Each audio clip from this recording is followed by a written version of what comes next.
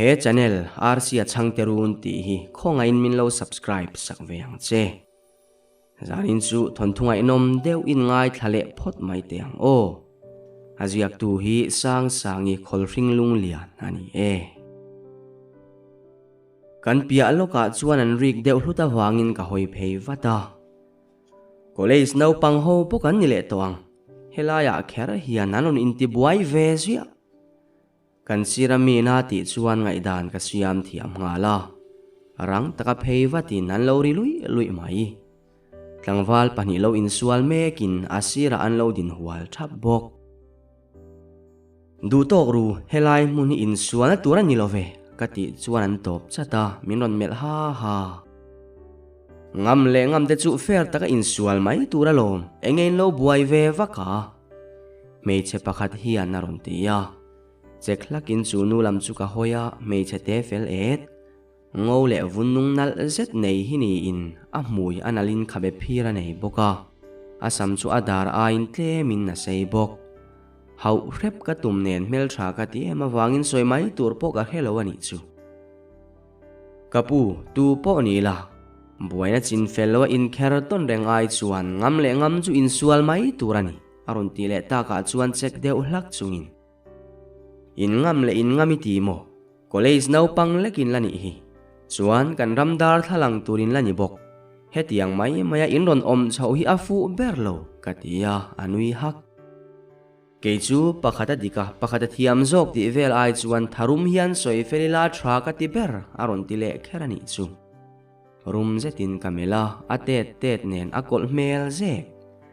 atrian te hola chuan an en thapa an boss ani hial zok emoni thian te kara porve mai mania engma nilawan tiang khai ni du mel katia min eilo mel zetina mui chu aron ti por vak te ma ila ka dikna chuan tu ma ka hlaulo thuina soi fia zolo chin hi ombok aron ti le ram me chengal takani in karing mel thaviau lo phei selang chuan mo ka pi ai deu hlaka thakim tiro kalang e kapukan ti palani tin pakhat chuan chu nu chu aron kai ranga on hoile tin min laron enjui ram tho kalo nui suk ringot sir ain sual berate hanom tolo boka kan kal ve mai donem niang akal pui pai naron ti ta ka chuan ka kal zui ve mai station kan thlen chuan case te now engemo khoi turalo omnuala file chu enin ka mezia chu ka tran tangal bok hib deu ko kin file chu ka keu zela case lian thama omlo wangin kanaw tenan ching fel thei mai tura ka ngai ani nabana chuan muang chang in kain khal honga ka bike hi ka duwa taka ui ema wangin chak taka tlan thuak te ka tiwak ngai lo mani film khurma ila midang film khurlo rai kan tuar vezel thei tlat chutianga thil enge moka ngai tu neu lai chuan scooty chak taka ron tlan hian min su thoi thua ka break metin ka ding ro film khur ta che ka ti zui that nangma zo kha film khur ta che I bike khalai chi khangai tu ala inni thlen huna I du le dreaming a chuani chen chhun zom le dai donia aron ti let ve ngal zat khanu tere ukha kan kal dora mi kha ni chiang lutuk chung te tho chua sa chak taka tlan fuwa chu em ni thia ka ti chuana ke chu apera scooty chu da remin kabula ron kal naya atere si akol mel si athin cheng ota kapu ka scooty himo ka chung te min leimani selaka duan ve vania nang ni bike khalai thil dangai tua thin te awang hian lom chet sualna om fo ni ti in nine hera scooty tinungina kal zui nal kha me chia kha akol mel tak zet ma se tinge mel thra ka ti em a mel chu ka mi thla zui chia ma ka ngai tuana chu du lo zetin ka lu ka thing nor nui sukin ka in khal ho vele ta ani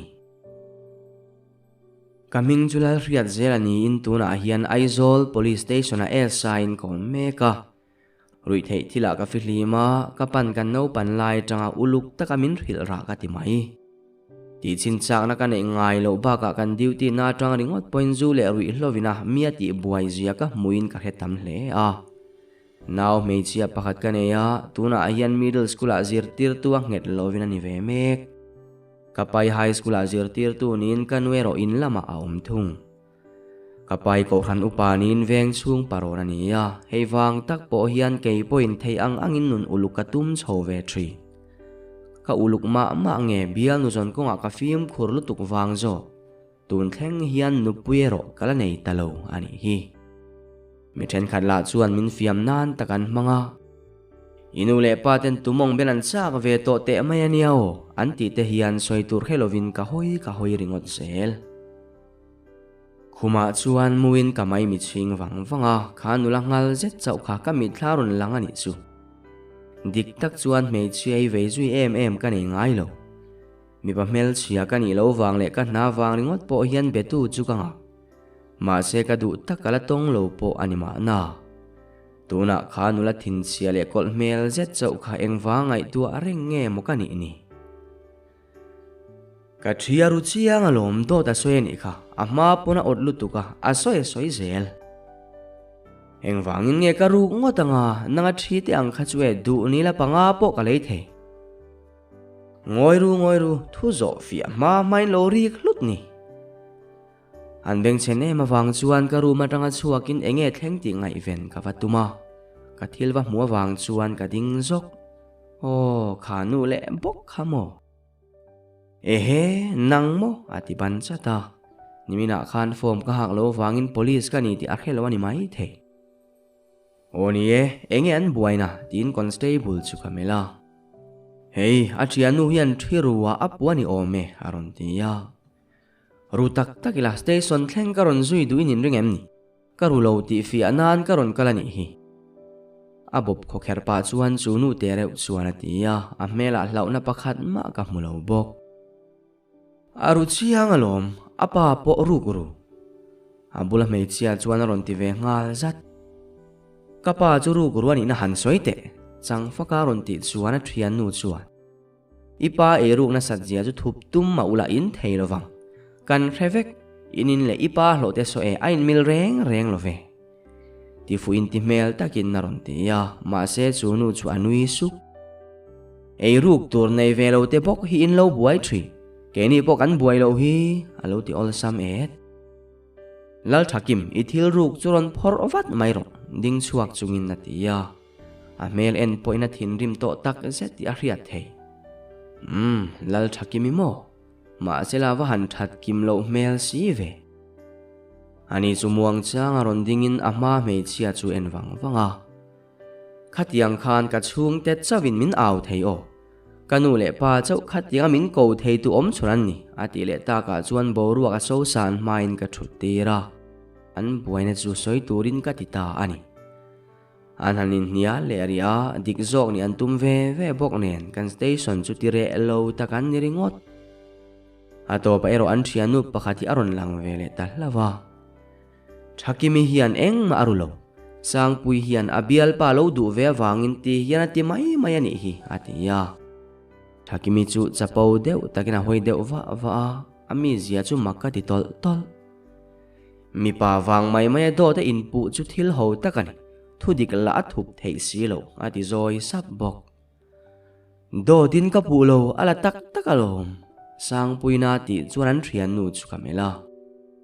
kha min kol tirani kha tiang hian do choina ni mangdon ti rielang chuan kadang nge yang che thudik ka riat vele karon kal nal bok tin thri chu apeya sang pui chu ameng tal tap mai mi zia uluk takalo thlir thin tan chuan a danin siam rem wat ma sela adik lo zok ti chiang takin ka he thei thungani kapu kakal mayang o nge defamation case ka file ve ngalang thakimi chuan nui sak chungin naron tia khazong ithu thuani e tin sang pui chu ka ena kati palani min ngai damru aron ti ba nok mai hil sualan tia ngai daman be seile a ha ngai dam na be seile tur chuan ti sualo lo turania thakimi naron ti chuan dikati le he mei che mai ni lo top bel chiana zir chian tham fe a don ani hi thakim khongain kamual pho don lutu engki ma min ngai dam ro sang pui na ron ti le ta ka chuan thakimi chuan mel ram ramin i thil ti turingun takin ngai tu ma sala thatu mi pa wang mai le ngal mual phowi ti em ni ani chuan ka mual phona zong kha engtin nge ni ve tang kala lo tia ka soila ya police a poi kal ngam lo mo tia mi zinga min nui so lai te kha imit thla war them tin tho kala le ha ka ron soi chun zom le in avoi khatna ni ka ngai da mangche ma se kole sa thu dik chu enge ani ipuan ve nge anga ya chuan nang nen hian in mel riat ni poka du to lo ve atia sang pui chu kun ngal hian chuatuma le lok i du chuan ka bial pa chu nei ngal ka hne ve thokhat to tho mai tina aw zui rama ka lo khisak midangan chua vek nuwa chuan kalam ron hoin kalome thil tu lo taka anon ti buai cheu wange roin min ngai dam don nia atia kalo nui top me che hoi hom lo lutuk chu ani bik hau lo mai sir tun maya khan no pang pakhatan step aluma aboral zui ngala ni ome constable pakhatina ron ti chuan phok fe in ka hoya khoya engtin mo katia ram hluna anu chulal fak omini no pang chu lal du zuali ani aron tile a chuti lai chuan lal thakimi chu athun noka makti em in ka en reng ringot sir kan kal nga la ngai nia o constable ina ron tile ta ka chuan ka bungata thakimi kan en le chu atholei theilo ami chu asen ram bok i thaim ka zukti chuan a om chu adoma boruak chu akham khom loe mo ti turin atho rok mai damdoina kalanguo tia kai tho mai kan tum chu imo tuna inno pang soi kha ka u fanuani kha tham tria kinaron tia a phone chu a phor zui ngal zat min lo call na salutu kha nui na do ta min pu wang khan phone call ka lo chang theilovani hi ti na thu som ni aya kanau te kaduat kha engtin nge omang ti inameng ade urwai to kan kaldon thowa dule kan rualin local ve ngal ta che kati chuan lua budeu ngat amun kan wa thleng chu ruang chu kan endik zunga thakimi ero chu atap roi mai me thelu lu le tuar chel tak nia kalo ngai thin na kha thi na meu aton ta ka ero me chia ani na lang chua kin tor thiam har sa ti mel lu tu ringot achung te chu amal te tein thu kan zot fi a anu nen chawa oman ya wangin midang chuan an rhevak lo anu berin inchunga cholai ka helo kain suk hlanin enge mori bur ka ria a katlan chua chuan tiang thil kha alo thleng ta ni ati miao wangin soi thei kan nei lo hle ruang chu post mortem turin kan lata ani kha ma se office ka wa thlen le chuan kanau pakha chuan sar thil fel lo om nin ka hetlat atia kalu ka bungat ngat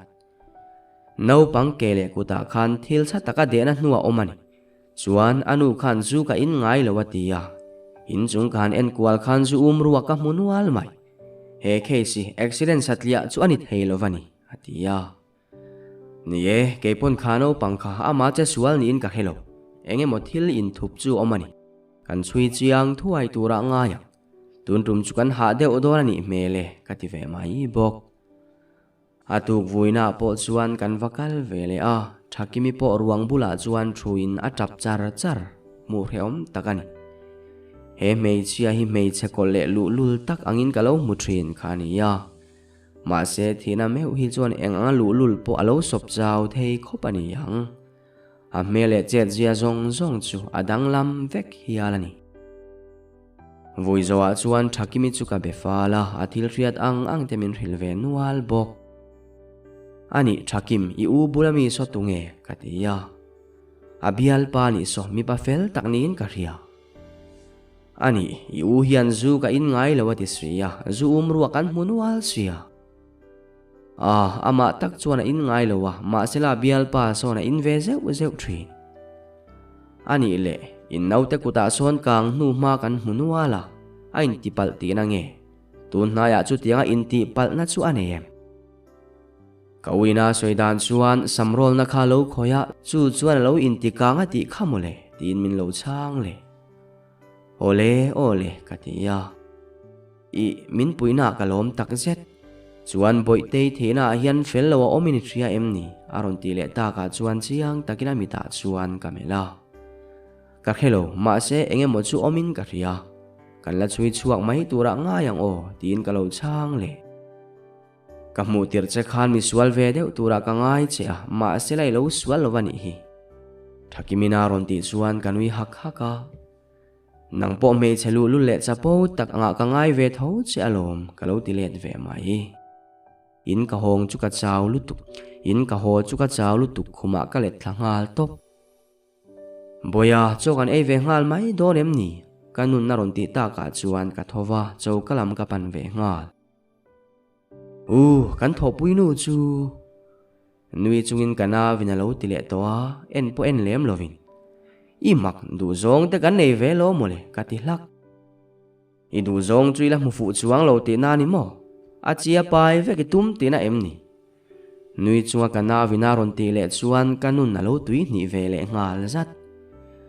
nia tumong mente po kan chak ve towa tuemo zok zok hi chuan nei to ulaka du khop mai aron ti ya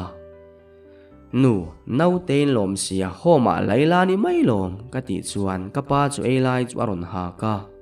kanuin anunga chumin tuelo pe ngal vat nu pui ka ne anga fa ka ne yang ti om lo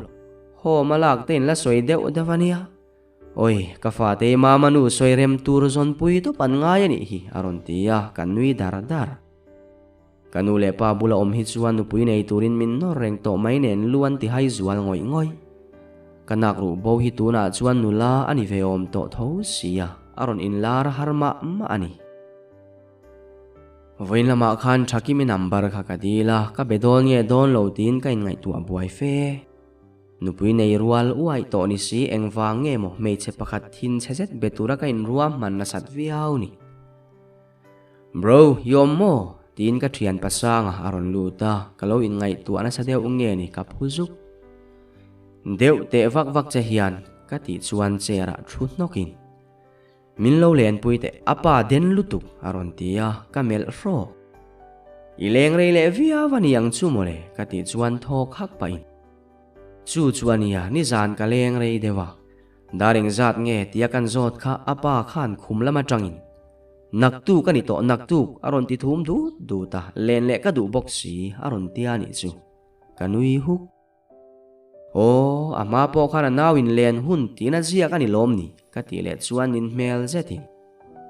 nie mole anaw khan len hun sari le chan ve ho hun dar som pakhat tin ka mu turin lo tar ani kha atia kanui hok hok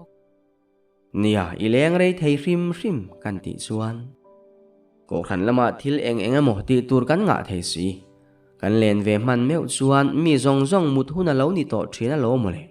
in siam ro min vakal puite ati ta ka chuan peilo zetin ka tho tua kan chuak tur chu kanavi usang ka u khalo mel pui ve deuh te kanu le pa te hian tumong an beng ve chak to ania alaron ti zui ra mani chu ka thian pa wang chuan thakimi chu biak na hun po ka nei le talova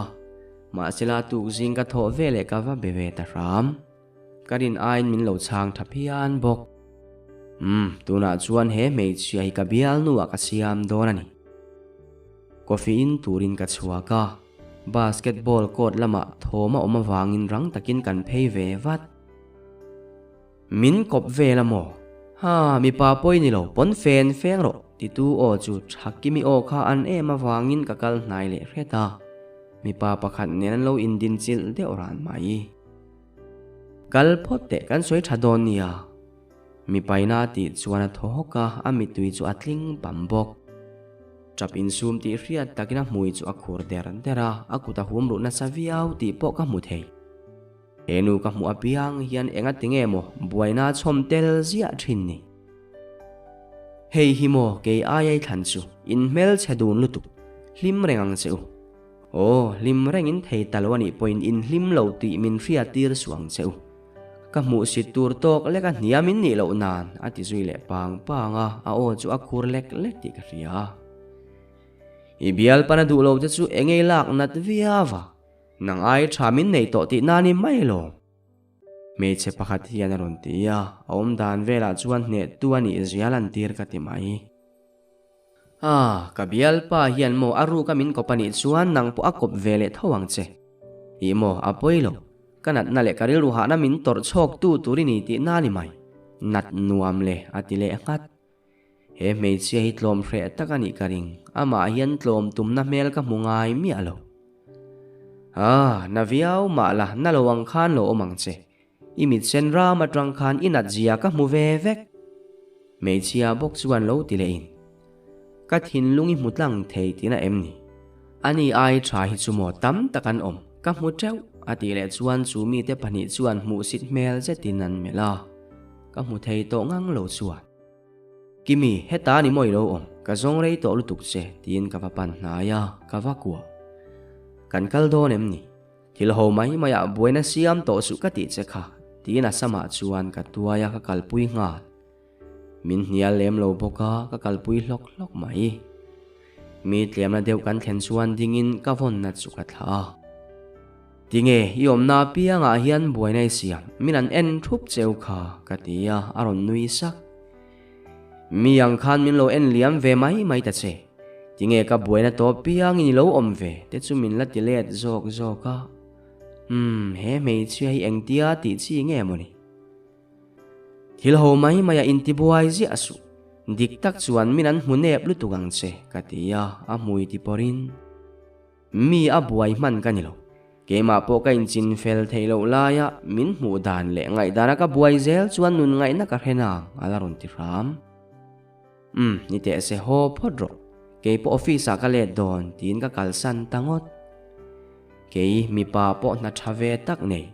Mel che MMC lo me che tam takina anduron hi. Ka me che mak zet mai khan karil ruati buai me ka zel chu ani si. Ka in phet hiam to big nek lo ve a. Sir, case pakhat kan nei le. Kan na win office ka thlen ve le alo ti ya.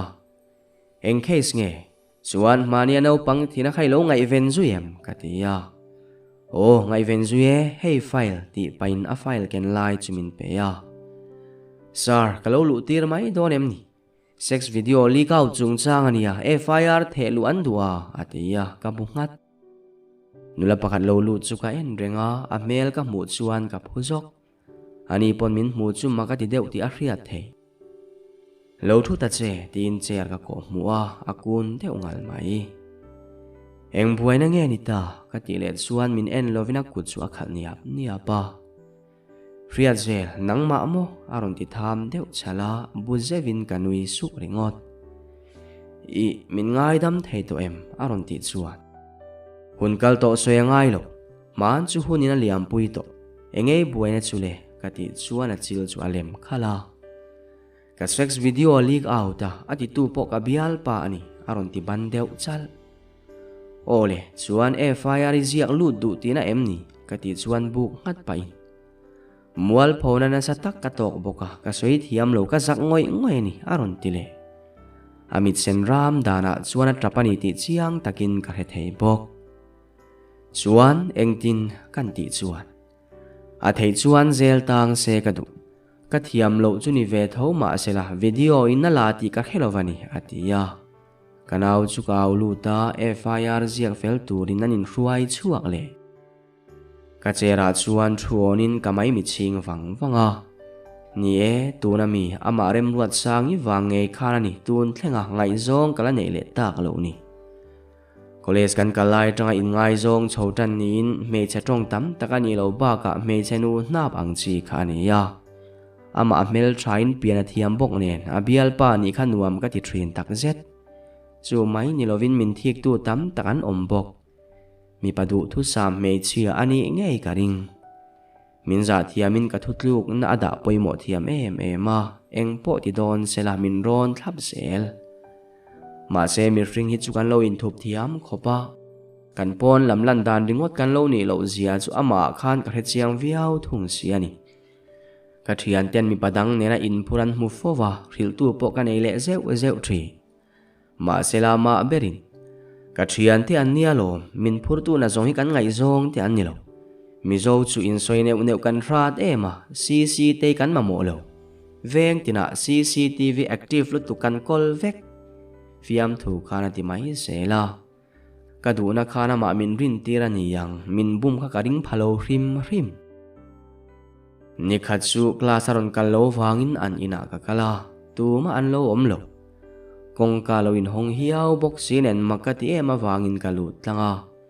anin ni kalen lu fo wangin chu tiang in tharun tiang vel ha ka nei velem lo aruma omani yang tin arum lam chu kapana ma se kong khar hon mai kan tum chu thom ka heta tlat thom satliani lovin me chanwam tuar thom nge ani ka kut chu ka hum ruwa thom chua tu chu rem ruat sangi ngei ti po chiang takin ka ria soifia thiam lo khopin kana a ka taksa zong zong chu acha chuak vek khati lai khan min mutu om ngat silang chuan mo ka sen chuak vek emo anti hi alang lal riat zel mi pai ni kha chak takin om ta che bum tua wanga na le mai turi ni lo zia ria in i chak zia lan tir ta che tin ma ni le ma ni ka in fui mol mol ma se ka thin lung kil khata ero ka chak lo ke hi ka chak lo me ke zelani ka tir vong thum muang chang in kong ka chu ka honga an tum lo lu tu ka min mu wange ni anin siam thangal sok sok riat zel aron ti tham tria ka kanui sak min lo bum ne hle mai mo ole chun zom le to ro tia in herin ka chu asana aruk chuan kana ma tlom ka in tingoi ngoi bok ma se kanat na te chu ani riada ka puan chu angai lova ka ti lan larem hek lo eng po ni se nupuya ka nei man lo te chu ka van nei le ling zo kani pon lam lan dana chuan me che zoi oile dam deuh ma ni sela achung ri le ro atenin ka ten ngoi zara chuan ke ma omin thaeng chu ka thira ti film thole arsi pe tuar te chuan kana namin chok tum eng angma sela an chok zo mol silo mani le mani ka in fuin ka in ti chak thara ma se be se na me pu a be don to na ero be se tu i a chaw zo ta apoilo tin ka phun se pa ma sela eng ki ma poizo vek to ani ti khe chiang tu ber kani apoilo ka ti zo rual chi akhan ka thin lung chuan apoizo vek to eng apa ngai thei to lo tin ring takin naron awa ka kairo chuan apoilo ati chuak mol si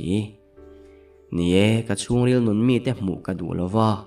midang muwa tal chelle chak tak angalan ka du awangin ka thinlung chungrilin poi ti viau ma sela apoilo ti ka soi chua fo wangai thinani chumini tang chuan kanin kar po atop zui ta ngala minron belova ka betabi klo bok klasa po in relo ang main kanin kalpela poi ti na kanei lem lo bum thei kani kha ka zaka mei chia zokin min han bum phei kha chu mi pa mani to ka pain ti ve tak tan chuan tora har lek lek a hun lai kut kalo thak lo khatun thlengin kala in fak ka ngai tuana kha thunun man loin cheta butilang chuan thil poi zo ka thleng nge yang ma se ka pa soi ka riat reng thin chu kan ril ruwa buaya kan nut but lai hian mi ring chu in control kan ngai ber hun lai ani thil eng po ti do ni la ahong tur ngai tua chungin kan thil ti tur kha voi thum ai tam kan ngai tua non thin turani tin min hrila chu herengin thil poi ka ti lo pha ti la dot ka soi hau lowang ke chuan the hila mu to lo wang ka duwa in then nuwa thiananga in enti vel phei hi chu ka theilo hrim in mu lowa in biak lo wang khani mai chuan mana min buma na taka min siam tu ngei khan tu na ka pui na mamo in min ron pan le a khovel in herdang lam dan hi amak ani don hi kana bang chumuang chang in kain khal honga kong sir thim lai deu anwai kham vek bula chuan me che pakhat loading ka mu awangin ka bike chu ka ti ding chat tle ma phei deu hlekin ka wa en chian chuan o khanu bok khani aban pharin zuan thak tum angina om ka ti mai man mo lu tu ka tlan phein ka wakwa thlop mi pa pakhat wangin in ti hlum mi tum mo iwa han nep ve tin ka pom son dora thin rim takaron hoi chuakin i mo lem ni thi te chunang ai ka hlau zok dai chu lova tun tu da thila phuba ka la man na mi ding mai lai in ti hlum tu me mo han ti ngot te chuwa aron tia kalai ema wangin kalu thaklo pui chu ka hiat ringot O yom dan kha zuan thak tum posi ang emalom katia. Athu rima tinge moiron lan ve thei zele inne omre omange ati zui hlak. Abula lungchunga chuan thuin tu ma chim buai phak lo na ka tum te lul ne nang bok I lo lang le ati zui le ngal zat. Eng po ni sila atlai to si horo katia anerle nak thi. Mi om le lai horo inti ngot polisi ni wang khan mi zong zong thurun tum su aron tia ni chu. He nu ya van chong thei reu tak. Thunun che ka tum lo atlai to ti thu ka soi mai ani. Kapu atlai to chuan nang ma kha wa ho zok ro aron tia nia lem lovin ka kalsan. Ama mei chevot le kol deu ang kha na om le to.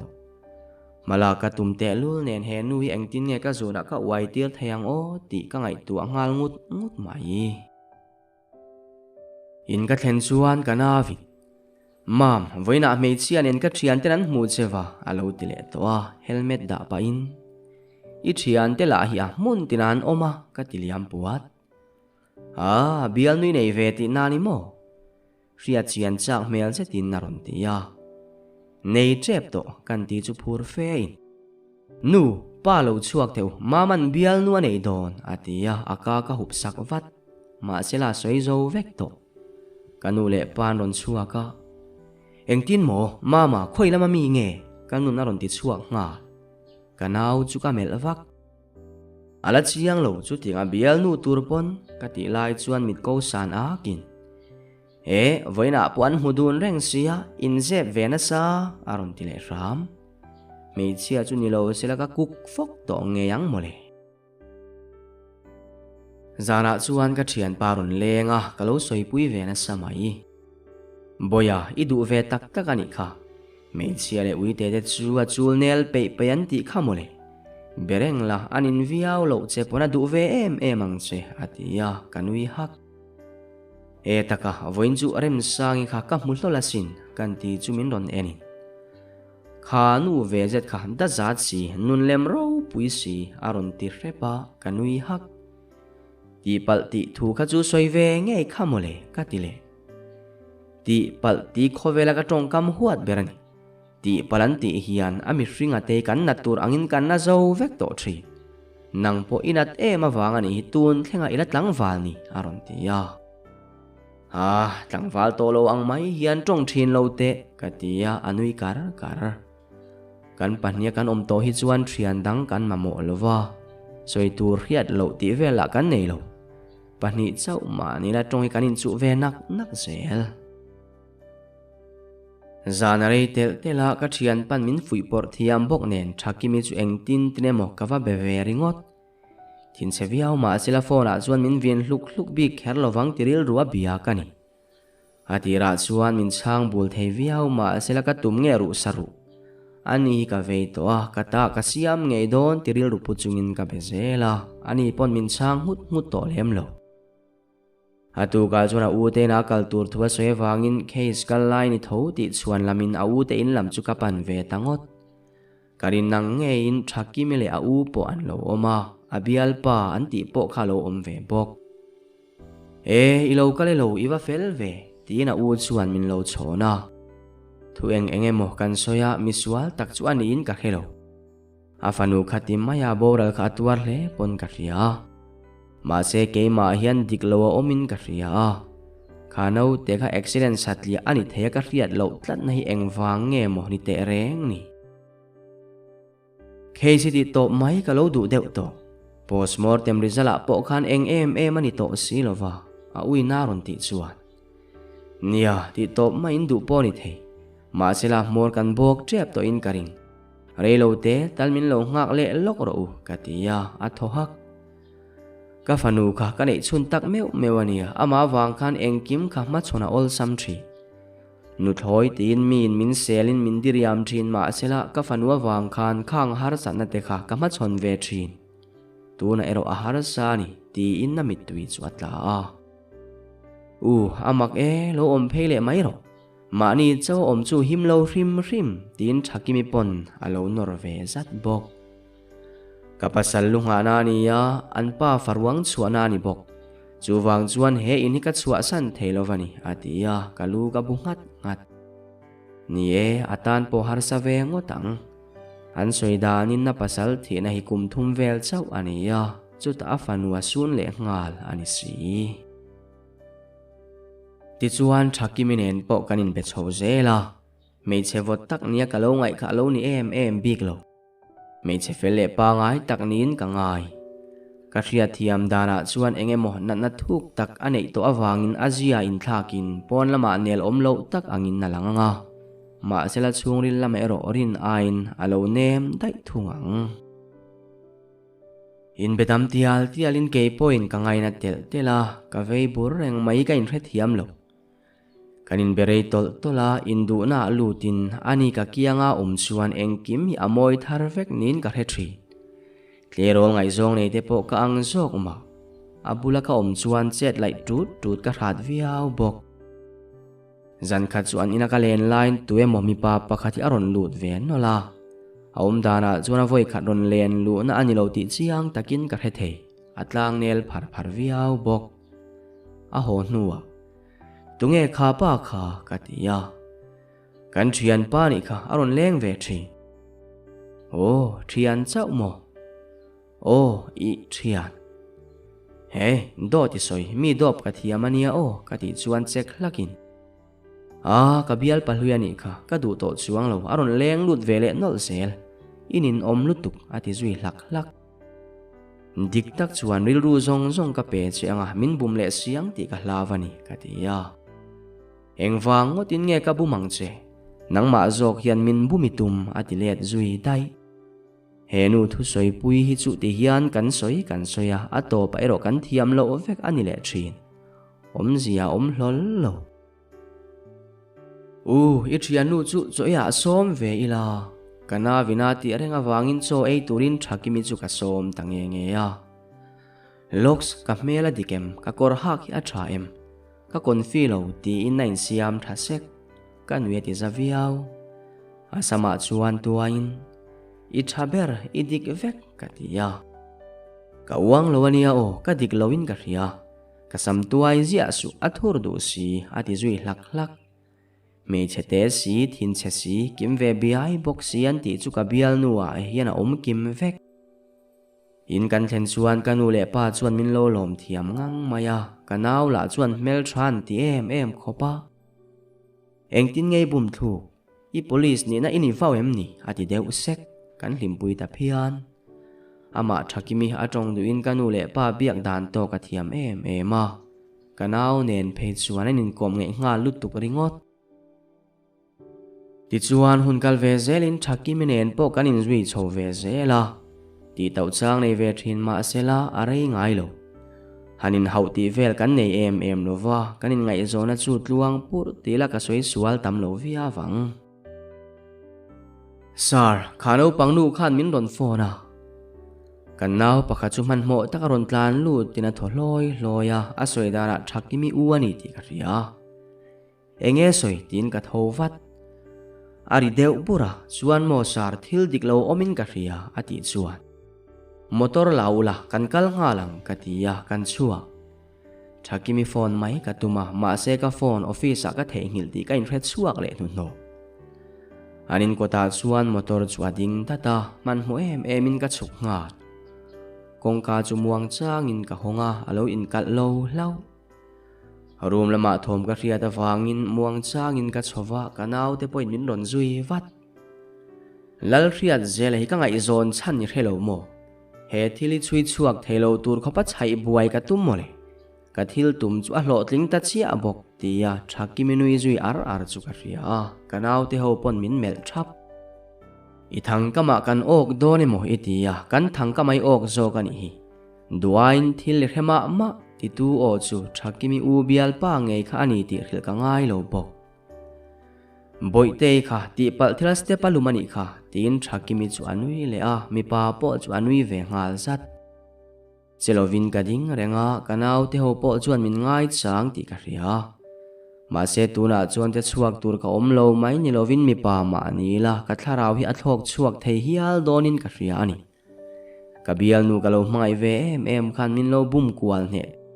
bial nu ka lo mai ve em mai khan min lo bum kwal ne zia ka ngai tua chuan ka thin rim lutuk chu ka in hum ru ngat ka bial nu ma sain ti khop khan min bum na sa ni ya tuna bum tu le bok mo boi te khan kan om dun lai min hmua chuan eng kim a hethiam ve vek to bok si ne tin thakimi chu ngoi dat ka in sum thei to lo chu ru ma lu tin chuan eng tin zel tin ka pistol ken lai chuan ka tin wanga tuna ka tin lai me ki ka mai em mei chia nu puya nei hial ka tum kha ni si mo i riat zela mo aron ti ba deuh noka chuta kanaw te chu signalin a uan lo puar be mek chu phel tur le thakimi te pani chu han kaf turin ka ti ngal bok suwa rongin bola in se ani chuan silai ka mang khre mi alowang eng po soi do nu la ko tain soi theyang ka tia thakimi chu meng tal top nin ka ria mel po ka mel rei du lo chuta thakimi uan phuarna an phel zo chu ron tho chuakin thakimi chu abeng popa akuta khurdar dar nang hi kanawi ni ti po rin har sa ka tingoi eng tin mo ka fanu chu iti tina oma chuan anema ti khan station lama ruai phei phodo ka ti chuan an nor chuak azui nok mai riat zel in lo thleng ma chu ka lom lutuk ni lo se chuan keipo tin thakimi u chu atapa tuna chuan in hnem tur chuang omin ka in threlo kan pani hian bum kan ni ve a chu po kan hmangai te ve in eng po ni se inu le pa te chanchin lo hrilla station lama in ron kalmai donia ti in kan chua san tangot station kan thlen chuan ka thunnoka sir thu kan zot fi angal donem constable in ron tin ka chang lok theilo ti khan lo om phot ro se ka ti taringot ka thua ka boi kwal nuaya rilruin mun tin kil tin adap kwal ruai bok ka bulaum lai khana tak na nui ve thine mo ka lo tia atak in min lo mangai mo ka tia ma se engkim kha in bum na le lem chan na vek mo lem chan na ni turatan chuan engkim ka a oi ma lutuk ke point kala pom hlei theilo vani ber kamita muin ka bengin va kher lo pheilang chuan ka oi thein ka in ring lo ma se la do ta ni lo zia tilang chiang turin kan hun ton me kin aron nem het zel boxi hiltam takalo tong ve to nge ye tuna ka thil tonero hi chu ami den dar dang zar mai thakimi u bial pa zo kan da na chuan ka luta isoi thadu lawani chuan ka dim don hau lo chenia engkim atira tangin ka khedu ka tia min chan po tum lovin hnuai lam chu abi ngar chu chuan ka ko chunga thin rim na om to sa chu ron ti al phatin do kan chu na zetin ka chuma ke min bum dan thlengin soi vek ro ani lo chuani tara poi thui donani min bumin min mang tangkai boka ke point mi pui bumin he huna tang hian ka ruai chuak chenga tlan bowatum tin kan kap hlum ka ti ve mayang che ka tia alawani ti riat takina chilalem khal mai bum theya min ngai ringot point ti swal chiang viau ti in rema support ro in chunga eng tin po lo cheila in chou chu avekani ti riang cheu ka tia okur deuh dar chungin thakimi ruwa manna vekani engkim kha aron tia o chu ruwa manna tak chu soita si che kan ti le chuan min mel zak chungin thakimi nen hian mana kanin ngai zong to hayar kan kalain chet po kan che sual to nge ye ma se engemo wangin kanin thena kong khan ve kan zo du na chuan eng tin emo a u nen hian in ngai zong le in kan hlim dun hle thakimi uani ti ka riat ma kha chuan relo ka ngai zong kan mi alo chuan thakimi uani ti ka riat nu chuan in lak hran ka tum wata a chan chu bial nu hlui te u lo ngai zon ka du lo wani ma se thakimi churon langun telin ka u hi engkim ka khil i du lo chuan ti khan om topro tin min wawa thakimi huai sar zia le hlau anei lo zia ka riat chian ema wangin ke pon ka hnial zui ngam lo chuta than kimi chu na satel telin lung oilo na chu a u fanwa hrik thlak a hrat chhotel tela tu lowa kut thlak mai po aching chhole a u fanula khano pang tong tlem em ani bok ne anan na kha arugina tuar fowa samrol na in na intikang kan ti teka ama ti palwang intikang nilovin thakimi ti vekani ti chuan nang niron lang le a email danai du ani ti ariat khan engril ruange put ka hethiam lo nai chekha atum zual sowa inhaya theinan tina thian pa po poisa pein abial palhui anga an khum teka arua manna vekani kha aduna chuan hlaule za helova chuan a u fanu khan mani lokin kan mudun lai muwa chu asoi chuang ti kha hlau ema khatiang ruwa mannak asiam ta ani gain station a lai no pangkas te pa kalo nam lum ve chia ti chuan rang takin kain sa seng tawat bok atia ka thot chuak hak engkim chu atira tang kamit thalet ngal zunga thakimi thang kama chuan kalo tang rei hle mai mo engma la chu kalo khethiam ve der si lo ne ke himin lo bum hlum lo chawani chu chua mai tumakain her chu thakimi so hlau lero aduna chuan poisa ka nei lo aril ru so kim chia lo zo kin ka ria aron tia kanui sak min bum na zong ka ngai tua hianeng tia omper tur nge ti pok he thiam lo thakimi kan khung na kan lu chu karin lo devin min lo nui so nga irua manna chu athavia wa ma sela to ba ero man chu inile ta thowani hi inrua manate nom taka wangin poisoi mi alo nau pangina tor pha bok katia ring taka ron nuin kabum nal viau tho che lom tiro ala ron ti tak deu mi pa pakhat wangin thi sen zom nau pang poisoi mi alo I thadania chuta in thiam lo na pakhat ma ila nei lo zui katile a min ron enin kami pa mangai chu tu wang main ka chan thei hlei nem ti na nui le wara aril ru hi kim lo tak zo kem moni amit asen ra mai bok ne ke ngei po chu eng tinem ka tim lek mi pa pakhat wangin tu na chuan dam chung zelai tarangai to dorani hi katia biak rei vakha tulin ka helo a chung te poron thlengin mi pui thin rim station ko ta anon pung ngal luai bok thu lai adar chak ro pui mai sia an chanchin chuan zorama al chuak ne hle a khoi chak fe an om rualin kan lo inzui ve hrep tu awangin min dem tel tok le han ruam hanna tel veang hi alamin soitu puan om nok bok ma se thudik enge chiang taka kan riat miau wangin in soi fia tumna kan nei lem lo in chunga thuin coffee ka ina kabula chuan kanau ron thuin mam iril wanaim aron tia aral hatak chu kamel wang ahun lai kha chuan na velu tuk ma se mi thalo wanga nat reng khan zia hleinem tin ka thil ken lai chu ka inzui khala ivan duai theye tinge nang mai fel nen mi thalo hliri ton mai ni aron tile chu ka nui suk hengkim kan du dan vekina thleng thei bik hleinem heng mi thalo kan ton te in zirnan mang zelila athani mai katia mam nupui nei lowin homa mi nau te chula mai ro aron tile chuan asama tuain chala ka fop zau upasok zokalani hleinem kata tur dik tak chu pathian in min la pe emang nga ve de wangai te poni ma na katia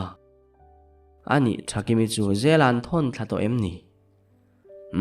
bel thelawin an tia hreom chu anti ve viau mai theni kati rual chen kanu chuan mam an ron phone ngun lutuk che tin phone chu min ron pe ya hello kati rual chen le lama mi chuan sir tun loka khan lal thakimi kha zela in ok luma mu ani aron ti tamai o lal thakim le atop ta